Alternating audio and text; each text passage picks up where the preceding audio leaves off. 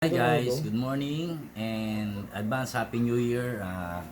Share ko lang ngayon, magluluto ako mamaya ng ng actually hindi siya ulam kasi spaghetti lang lulutuin ko mamaya pang dinner namin tsaka pang New Year's Eve na rin.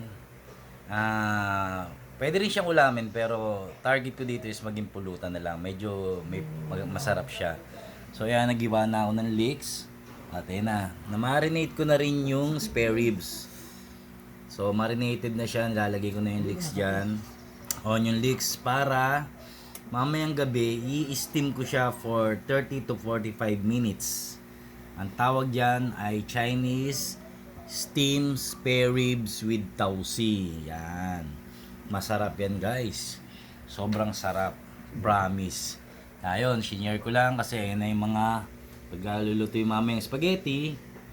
So, yun lang guys, and advance Happy New Year. God bless to all.